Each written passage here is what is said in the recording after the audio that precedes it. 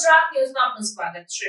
જાગૃત નાગરિકની ફરિયાદના આધારે આણંદ ખાતે એસીબીની ટીમ દ્વારા લાંચા પોલીસ કર્મચારીઓ વિરુદ્ધ કાયદેસરની કાર્યવાહી હાથ ધરાઈ।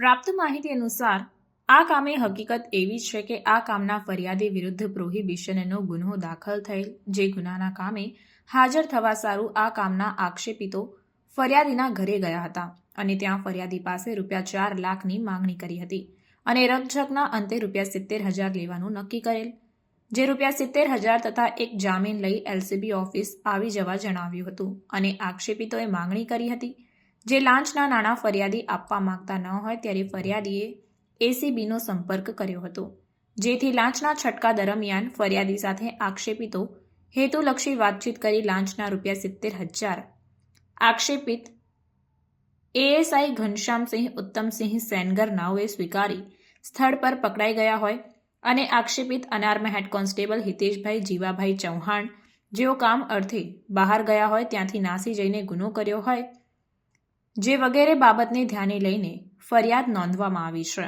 આ સમગ્ર કામગીરી દરમિયાન ટ્રેપિંગ અધિકારી તરીકે એમ તેજોત, police inspector Mahisagar ACB police station તથા સુપરવિઝન અધિકારી તરીકે બીએમ પટેલ, મદદનીશ નિયામક એસીબી પંચમહાલ એકમ ગોધરા નાઓ દ્વારા સદર સરાહનીય કામગીરી કરવામાં આવી છે।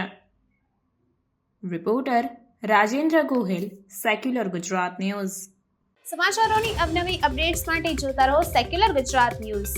સાથે સેક્યુલર ગુજરાત ન્યૂઝ ચેનલને લાઇક, શેર અને સબસ્ક્રાઇબ કરો અને બેલ આઇકોન દબાવીને સમાચારોની ઝડપી માહિતી મેળવો।